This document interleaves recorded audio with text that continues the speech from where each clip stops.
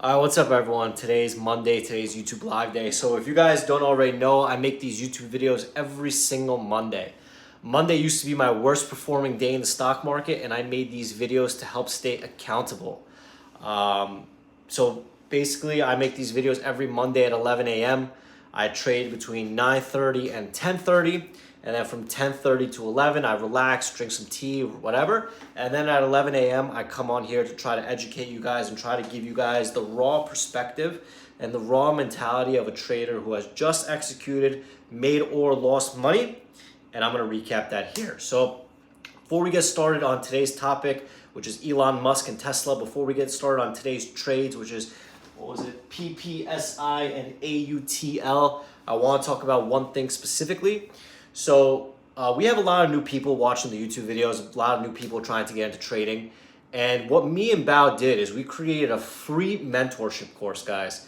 So at myinvestingclub.co, not .com, and I'm going to put it in the description, we put out a 1 hour long webinar course that's going to teach you the A to Z of day trading. This course is going to teach you, how to find the right stocks to trade, what strategy to use, and how to repeat this strategy.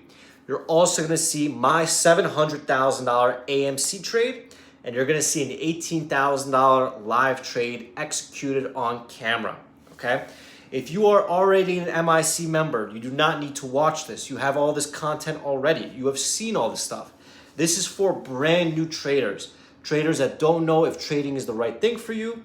Maybe you're somewhere else and you want to see what MIC is all about. Or hey, if you just want an hour of free education, then that's what it is. So the link is myinvestingclub.co. There's only a limited amount of people that we allow every single week to watch the webinar. Mondays are usually the days that it is the most open. So register for the webinar, myinvestingclub.co. Watch the 1 hour of education. Watch my 2 live trades, and hey, if you don't get any value, it was free anyway, right? So that's that. So let's talk about today's topic, guys, which is Elon Musk and Tesla. So if you guys have seen today, actually, so that you guys could reference the date, today is November 11th, 2021. So over the weekend, today's Monday, over the weekend on Saturday or Sunday, Elon Musk, the richest guy in the world, AKA the biggest troll in the world, asked the world if he should sell $20 billion worth of Tesla stock, right? And obviously this is something political. I don't really want to get into the politics of it all, but the real question is, why is Elon Musk saying or asking that he wants to sell the stock? I mean, there's a couple things to make note of. Number one is on Friday, 3 days ago, his brother sold $100 million worth of stock. So on Friday, the day before Elon tweeted this, his brother sold $100 million worth of stock. Now, I have a couple theories about why Elon did this. He's not a dumb guy. This guy is a multi-billionaire. He's got 300 more billions than me. So he knows what he's doing, right? And in my opinion, I think he's doing the same thing that he did with Tesla and Bitcoin.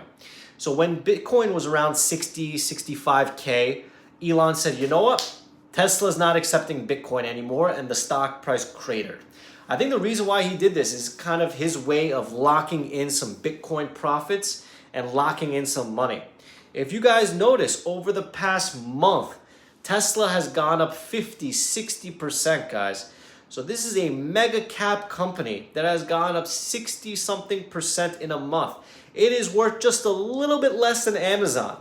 So wrap that in your head. So I wouldn't be surprised if Elon wants to sell some stock, to lock in some profits, to pay some tax, and then when the price kind of comes back down to normal, he's going to announce a stock buyback, a stock repurchase, a stock something.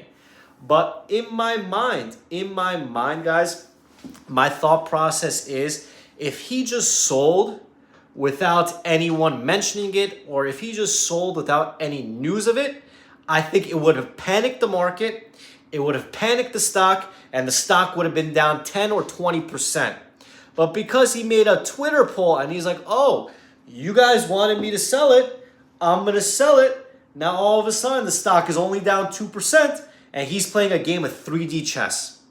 That is my opinion, guys, right? This is not corroborated. This is not investment advice. This is nothing more than just a theory that I have. I think that he wants to sell, and he's using the Twitter poll to be able to misdirect people. And then when the price comes back down, he's just going to say, I'm going to do a buyback program. Every single big company in the market is doing buyback repurchase programs. Facebook is doing a $50 billion repurchase. Microsoft is doing a $90 billion repurchase. Bed Bath & Beyond is doing a $1 billion repurchase program. So I think Elon is trying to not panic the market. I think he's trying to sell to lock in some profits. And then when the price comes back down to reality, whether it be 800, 900, he's going to say, you know what, guys? I'm going to do a stock buyback program. And Elon is not dumb. He knows what he's doing. There's no way you become a multi-billionaire by being a fucking idiot. This guy is smarter than most fucking people in the room, and that is what I think he's doing. So now, as I'm recording this, Tesla is at 1190. It is only down 2%. Had a filing come out that said Elon sold 20 billion, oh my God, he might have crashed the entire market, right? Because if the world's richest guy is saying that he's going to sell the stock, I mean, I don't know about you, but I'm fucking selling the stock too, right? I'm selling the stock. But if he's saying, oh, you guys on Twitter want me to sell the stock, okay, I'm going to prep you guys. Sure, this is it. Here it is, right? So it's no coincidence, guys, that his brother sold $100 million worth of stock the day before. It is no coincidence that this is happening when Tesla stock is at all-time highs and up 50% in a month. It is not a coincidence, guys. So that is my theory on why Elon Musk is going to sell his Tesla stock. I think it is a fucking game of three-dimensional chess. I think he is smarter than all of us people. And hey, he has to pay taxes like everyone else. So maybe he's just clearing out cash to pay taxes, right? So that's my thought process. So that's that. So do you guys have any questions on that specifically before I move forward?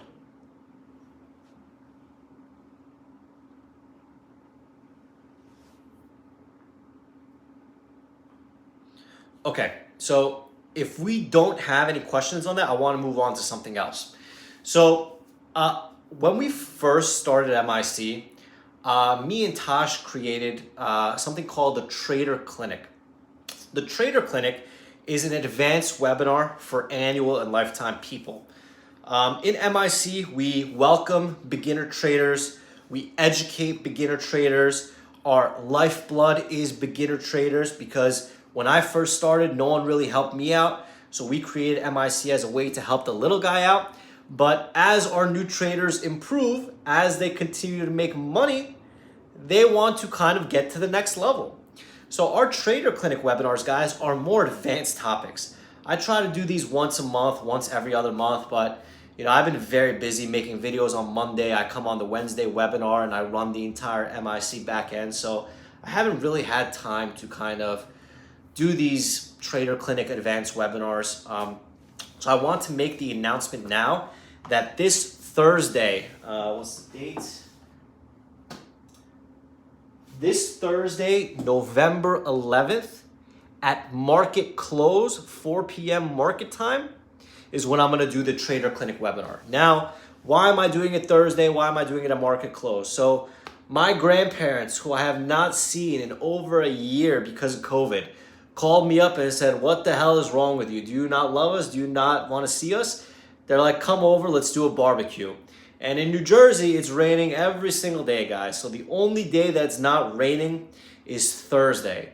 So Thursday is pretty much the only day that's not raining, and it's pretty much the only day that I'm available. So Thursday at 4 p.m. market time, we're going to do the Trader Clinic webinar for annual and lifetime members. There will be a recording 24 hours later. So if you cannot attend Thursday at market close, it'll be posted by Friday when you wake up. And the reason why I don't want to do it Friday is because most people aren't around on Fridays. Friday, everyone takes a day off, so it doesn't really make sense. So Thursday at 4 p.m. market time for annual and lifetime members only, we're going to do an advanced Trader Clinic webinar.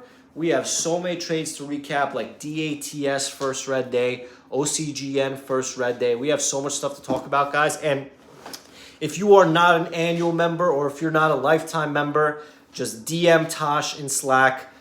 Maybe text him at 213-458-5997. And I'll tell him to give you guys, a 30% discount off the normal price on the website. So again, guys, this is for advanced topics. We cater to a lot of brand new traders, so I don't want to do any more beginner trader videos because we have 1,000 of them. But we only have a handful of advanced videos, and when these advanced videos come out, you better pay attention. So Thursday, 4 p.m., market close, trader clinic webinar, and then I'm going to go see my grandparents for a barbecue so they don't fucking chop off my throat. So we talked about the free course, we talked about Elon, we talked about trader clinic. Now let's talk about the trades of the day. We had two hot chick setups, Ppsi and AUTL. So what I noticed on Ppsi, guys, keep this in your mind, is pre-market, Ppsi traded 20-something million shares. And whenever a stock is moving pre-market with 20 million shares, that automatically shoots a red flag. Something goes off that says this is going to be a hot chick. Volume in the stock market is the equivalent of demand in the stock market. If there is more volume, there is more demand. If there is less volume, there is less demand. The more demand there is, the higher the price goes. The less demand there is, the lower the price goes. So on a stock like Ppsi, when you're seeing 20 million shares transact pre-market, that should something should go off in your head that says this is the hot stock, this is going to be the crazy stock, I have to be careful. As a short seller, which is what I am primarily doing, I like to avoid those hot stocks of the day on day one, and I rather attack them on day two. November historically is one of the craziest times in stock market history. It is the craziest time because we get so many parabolic runners, OCGN, DATS, DWAC, CAR, and we're only on the fucking first week of November, and I already mentioned 4 or 5 parabolic setups. Parabolic setups, guys. So in November, I try to be extra careful. I don't want to oversize. I don't want to overcommit. I don't want to go in too big and fuck myself over, right? So in November, on Ppsi, a day one play, oh shit, it just tanked. On Ppsi, a day one play, I want to just avoid it, right? I want to avoid it, and I want to tell myself, you know what? Tomorrow, when it's dead, I will attack. Right now, Ppsi is still up 88% on the day, guys. 88% it is still up. So even if it tanks another 10%, there's still so much room tomorrow, guys. So Ppsi, I avoided it. It came down right now as I'm recording this video, but I don't care because I avoided it. 9 times out of 10, if you trade the hot stock of the day with abnormal parabolic volume, you will fucking lose money, okay? You will lose money. What people fail to realize is nothing in trading works 100% of the time. If you're shorting a day one low float stock, it might work 1 time out of 10, but the other 9 times out of 10, you're gonna lose money. So do not be fooled if you made money on a low float day one play today, because tomorrow if you short a day one low float play, you're gonna lose all your fucking money and more. So I'm trying to show you guys and lead by example of the good habits that you need in the stock market. So Ppsi I avoided. The next stock on the day was AUTL. AUTL was a side stock.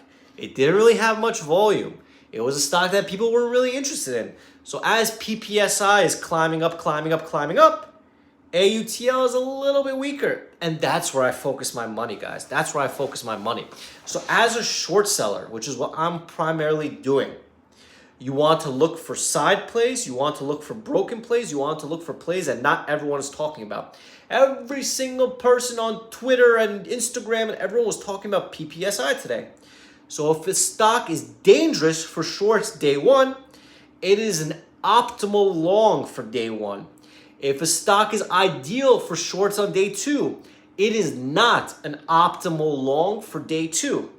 If you want to go long stocks in this market, Go long pre-market on day one or day one VWAP reclaim setups. If you want to go short in this market, go short in day two forgotten stocks or the stocks that people aren't talking about. If you are in a chat room, if you are in a community, if you are on fucking Pornhub, if they are talking about the same thing, if every single person is talking about the same stock, you better be focused on the other stock. Does that make sense, guys? So on setups for me, guys, on day ones, sure, Ppsi tanked. Sure, it is going down, but it is still up 80%, guys. There's no shot this stock is going red today. So tomorrow, when it bounces, I'm going to fucking bulldoze in. And when there's a new day one play tomorrow, I'm going to let everyone else touch that. You guys focus on that day one. You guys lose money. You guys attack it. Well, I'm going to be over here just chilling, clicking a couple of buttons, making money on the stocks that people forget. So keep that in mind, guys. If you are a long bias trader, go long pre-market, go long day one, go long low floats. If you are a short bias trader, attack, fucking murder this shit on day two and day three when people aren't paying attention. Because by that time, traders have a short attention span. They forget. They don't give a shit. They're on to the next shiny object. Tomorrow, if there's a new hot stock, people are going to forget about what the hell's moving today, guys. So keep that in mind, okay? Does that make sense?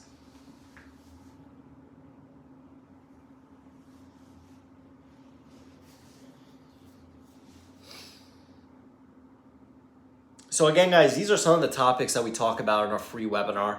Again, myinvestingclub.co. I mean, if you guys are getting value from these free videos, I mean, it's almost a no-brainer. So what I'm going to do now, guys, I want to open it up into a brief audience Q&A. So let's answer some of your most common questions, which I'm sure other traders have as well.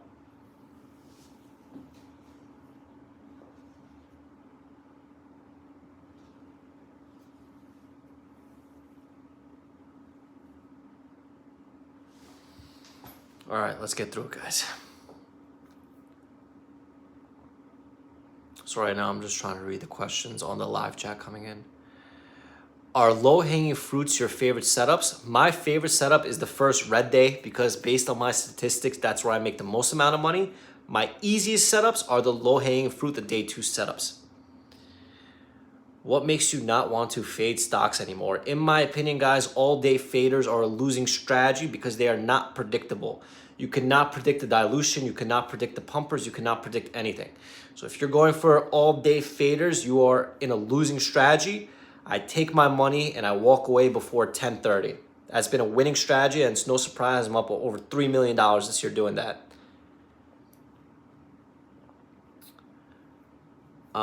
When I first started trading, did I have a rule book? When I first started trading, I didn't even know what a rule book was.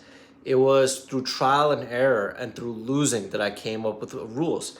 Max size rule, max loss rule, walking away at 10:30 rule, stuff like that, guys. So when you join MIC, the biggest problem, guys, is people don't have a strategy and they don't know how to keep the money.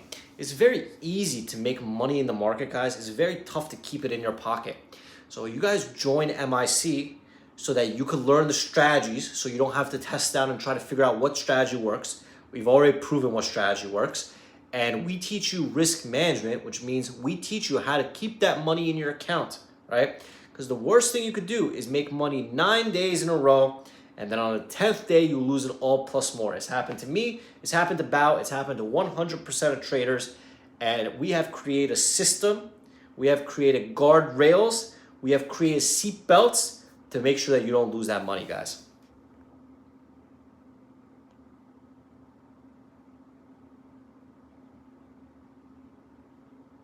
If my short order hits, should I immediately have a profit target to lock in 10 or 20 cents? Lock in 10, 20 cents on half the shares, set a stop at break even on the other shares, and all of a sudden, you're no longer losing money. What type of criteria do you look for a first red day setup? I have a lot of videos on this, guys. Just go to the My Investing Club video library, myinvestingclub.com/videos. Type in first red day, and you'll get every video on first red day that I have. When someone signs up with MIC, do you go live with your trades any morning? Anyone that goes live on a screen share or a microphone is pumping their positions to you guys. They get in early, they alert it to you, and you are left losing while that guy wins. So we do not pump, we do not alert, we do not secretly accumulate, we do not scam you. But I post my watch list 1 hour ahead of time, and that watch list is what I use to execute, so that's even better than alerts. Alex, if you spot a possible short squeeze, even though you've been a short seller, do you have any ways to get long? For me, that's something I'm trying to improve on, guys. That's one of my Achilles heels, is I don't really go long too often because I'm very bad at it, but it is something that I'm trying to work on. So once I start to evolve and once I get better, I will try to share that. I watched the open on AUTL and saw the rejection of 735. Is that something you would jump in on? My plan on AUTL was 750 and $8 rejection. When it pushed up to 730 and failed, I just waited for that bounce to short. So even though I missed the initial push, I got the failed bounce. With locate fees so high, how do you decide if you want to take a locate? I have a very simple rule. I have to make at least over 2 times the locate fee, or I have to think to make over the 2 times the locate fee to take it. So for example, if the locate fee is 5 cents, I need to be able to make over 10 cents a share on that stock to locate it.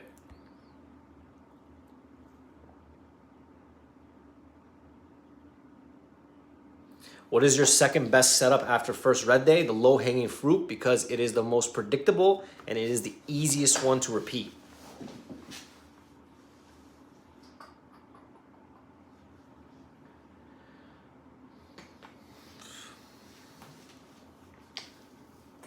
So I think I'm gonna wrap it up there, guys. I like to keep these videos short and sweet. A lot of people, they don't watch after 20 minutes. So what I did last video, guys, which was really, really good, is I had you guys leave a like on the video and I had you guys leave a comment on the video. And one person that I pick wins a free piece of MIC clothing. So if these videos are making sense to you, if these videos are value add to you, leave a like on the video, comment on the video with one lesson you learned, and I'm gonna pick someone to win some free MIC clothes. So keep in mind, Thursday, Trader Clinic at 4 p.m., annual and lifetime members. DM Tosh, text Tosh, his number is in the description for a discount. Watch the free webinar at myinvestingclub.co. And today was another stress-free day. I'm very blessed, I'm very lucky, I'm very happy. There's a monumental $3 million year for me for trading only 1 hour a day. So I try to set the example for you guys. I try to show you that you don't have to be here every single day. I'm trying to show you guys that if you walk away, you make more money. And at MIC, we lead by example. So if I could walk away and I could make money, you guys could walk away and you can make money as well. So thank you guys for watching. Leave a like.